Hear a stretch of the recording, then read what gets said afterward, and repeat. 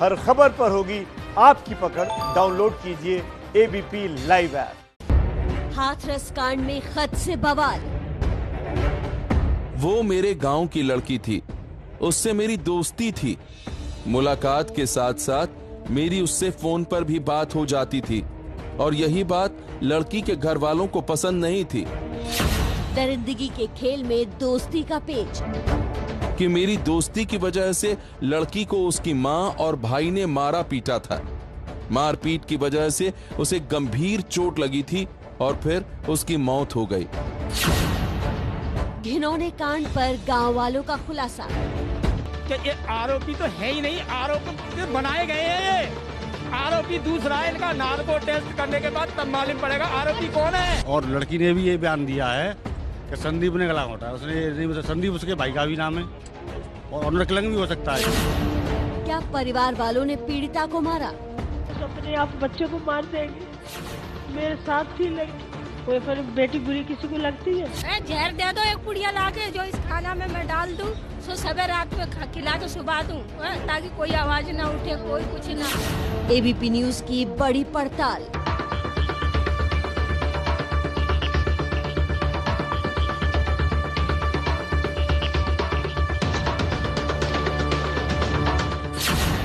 हाथरस का अदृश्य शैतान।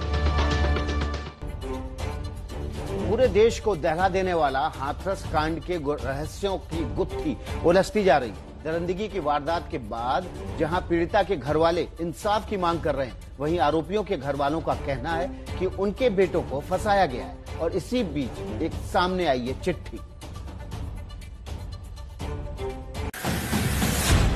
बाजरे के खेत में पड़ी ये लावारिस चप्पल और ये दराती, ये सब उसी कांड की निशानी है जिसने 19 साल की एक लड़की की जिंदगी छीन ली।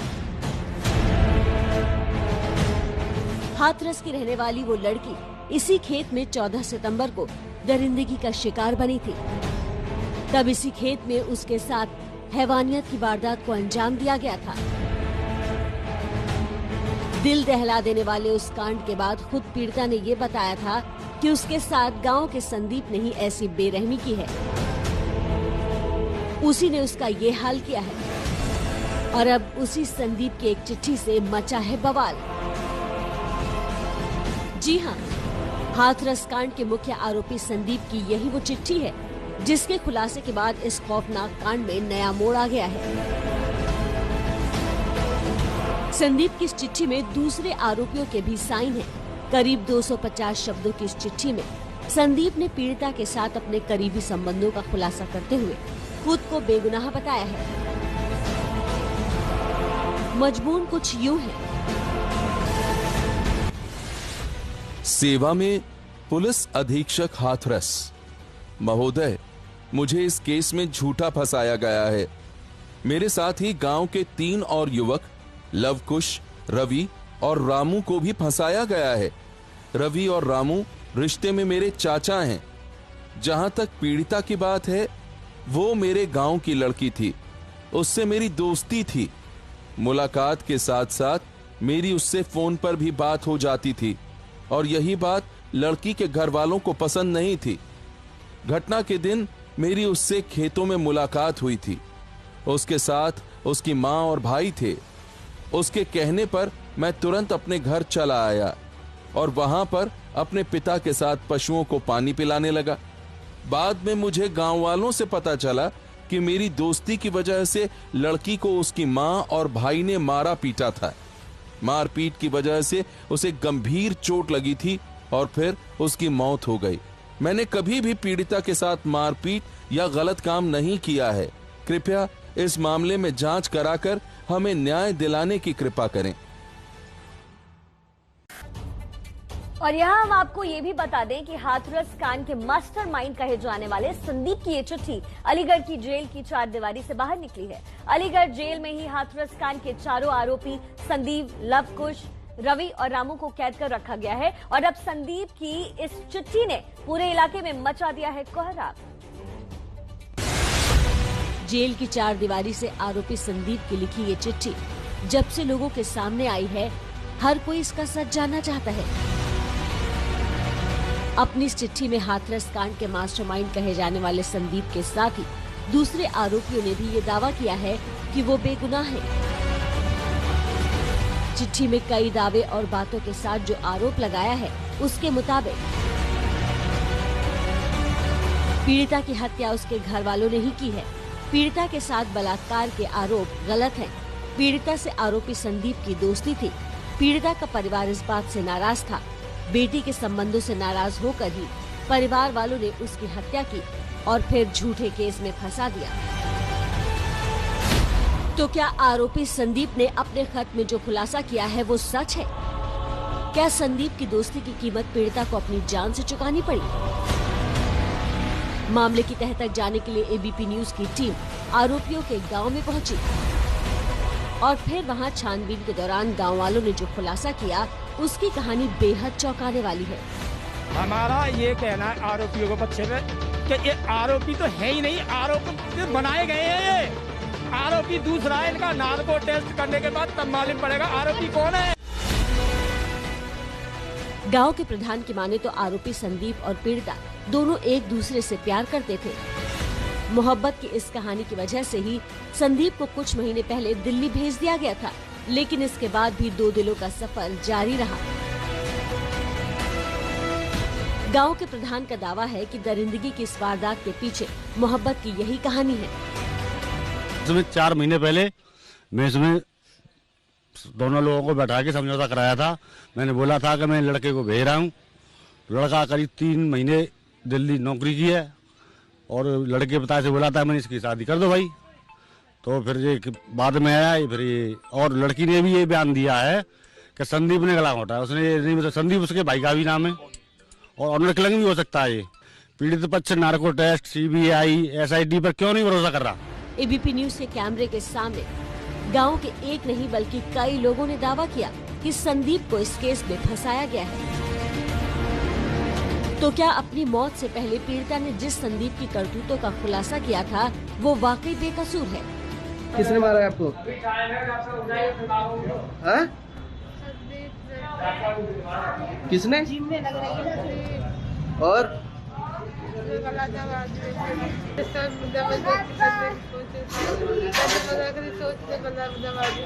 यहाँ पे 2 संदीप हैं। संदीप लड़की का पीड़िता का भाई भी है और संदीप मुख्य आरोपी भी है। तो ये कैसे मान लिया जाए कि पीड़िता अपने भाई के बारे में वो सारे बयान दे रही है?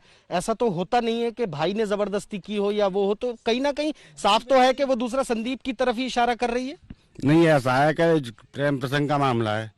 उनको दिख रहा हो गया हमारी लड़की नहीं घर से बाहर हो चुकी है, तो ये षड्यंत्र रच लिया हो कि इसको कर दो और वो जेल चला जाएगा। ये मामला हो सकता है। तो दिल दहलाने देने वाले हाथरस कांड के बाद संदीप के पक्ष में खड़े गांव वालों ने जो कहानी सुनाई है, हम उससे किसी भी तरह से उसकी पुष्टि नहीं करते। संदीप और पीड़ित के बीच कोई रिश्ता था या नहीं था, इसका खुलासा तो पूरी तहकीकात के बाद ही हो सकता है। और अब सुनिए, इस मामले में 4 आरोपियों में से एक आरोपी लवकुश की मां क्या कह रही। उनने एक गुनाह किया ही नहीं है तो बच्चों तो लिखेंगे ना। हमारा कोई वकील भैया है अभी सो उससे मिलने गया है और हमसे सो है ही नहीं रही है मुलाकात, क्योंकि कोरोना की वजह से हमसे मुलाकात हुई नहीं रही है। जो बच्चों ने लिखा है तो उन्हें सच ही लिखा है कि सच में बच्चा हत्या है। हाथरस कांड में आरोपी लवकुश की मां की माने तो उनके बेटे को साजिशन फंसाया गया है। लवकुश की मां का भी कहना है कि इस खौफनाक कांड के पीछे पीड़िता के घर वालों का ही हाथ है। और अब सुनिए अपनी ही बेटी की हत्या के आरोपों पर पीड़िता के परिवार का क्या कहना है। जहर दे दो एक पुड़िया लाके, जो इस खाना में मैं डाल दूं, सो सवेरे रात में खिला के सुबह दूं, ताकि कोई आवाज ना उठे, कोई कुछ ना हो, कोई सबूत नहीं रहेगा। जैसे लड़की चली गई उसी तरीका से सारा परिवार मिट जाए। ये तो आरोप है। अब हम तो जा चीज में कुछ ना कह रहे, हम तो ये कह रहे हैं सरकार से कि हमें तो न्याय चाहिए, हमें तो न्याय चाहिए सरकार से। हमारी यही उम्मीद है। हम इससे ज्यादा और कुछ बोलने के लिए तैयार नहीं है। हमें तो हमारी तो बेटी भी चली गई और हमें तो क्या कहते हैं न कोई अभी न्याय मिलो और हमारे ऊपर ही ये आरोप लगाए जा रहे हैं। तो हमें उम्मीद कीजिए है कि क्या कहते हैं हमें तो सरकार से न्याय मिलना चाहिए। जी हाँ, अपनी ही बेटी की हत्या के आरोपों पर पीड़िता का परिवार न सिर्फ गुस्से में है बल्कि बेहद दर्द में भी है। पीड़िता के परिवार का कहना है कि दरिंदगी की वारदात में अपनी बेटी को खोने के बाद जिस तरह से आरोपियों के साथ ही गांव के भी कुछ लोग उन पर उंगलियां उठा रहे हैं, वो बेहद दुखद है। पीड़िता के परिवार वालों का आरोप है कि कुछ लोग आरोपियों के साथ सांठगांठ कर इस मामले को अलग रंग देने की कोशिश कर रहे हैं, लेकिन वो ऐसा नहीं होने देंगे। और अब दोनों पक्षों का ये पूरा मामला आप समझिए। देखिए, एक तरफ पीड़िता के परिवार वालों का आरोप है तो दूसरी तरफ है आरोपियों के परिवार वालों की दलीलें। ऐसे में सच क्या है, इसकी तहकीकात अभी जारी है। जेल की चार दीवारी से बाहर आई मुख्य आरोपी संदीप की इस चिट्ठी ने पूरे मामले को नया मोड़ दे दिया है।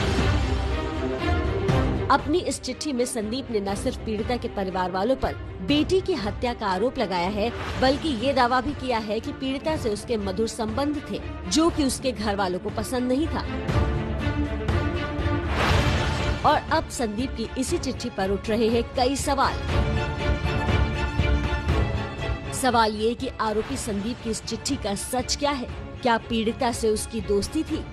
क्या प्रेम संबंधों की वजह से ही पीड़िता की हत्या हुई है, या फिर संदीप ने खुद को बचाने के लिए अपनी चिट्ठी में झूठा दावा किया है?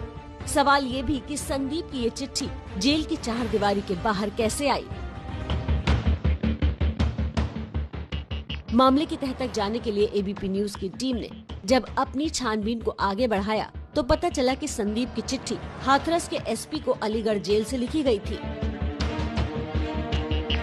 जेल प्रशासन ने चिट्ठी हाथरस पुलिस को सौंप दी और फिर ये चिट्ठी लोगों के सामने आ गई। सवाल है कि जेल से हाथरस पुलिस तक पहुंचते पहुंचते आरोपी संदीप की ये चिट्ठी लीक कैसे हो गई? प्रार्थना पत्र कल दिया था शाम को वो पुलिस अधीक्षक हाथरस के लिए, और नियमानुसार हमने उसको पुलिस अधीक्षक हाथरस के लिए अग्रसारित कर दिया। पत्र क्या कहते हैं, उन्होंने अपना पक्ष रखा है। अभी जांच एजेंसियां देखेंगी उसको कि कोई बात तो रखी होगी कि हम निर्दोष हैं या कसूरवार हैं। हमारा देखिए, हमारा दायित्व ये है कि कोई बंदी हमको कोई प्रार्थना पत्र या कोई एप्लीकेशन देता है किसी संस्था के लिए, तो हम उसको अग्रसारित कर देते हैं। हाथरस कांड के मुख्य आरोपी संदीप की चिट्ठी के मजमून पर गौर करें तो एक और बात का पता चलता है। चिट्ठी में हर वो बात लिखी गई है जो सोशल मीडिया और जुबानी जंगों में पीड़ित परिवार पर ही सवाल उठाने के लिए इस्तेमाल की गई। अब वो लड़की की दोस्ती की बात हो या फिर हॉरर किलिंग की, ऐसे में सच क्या है ये हर कोई अब जानना चाहता है। फिलहाल इस केस की जांच यूपी पुलिस की एसआईटी कर रही है, जिसने गांव के 40 लोगों को बुलाया है और पीड़ित परिवार के घर के बाहर सीसीटीवी और मेटल डिटेक्टर का सुरक्षा घेरा लगा दिया है।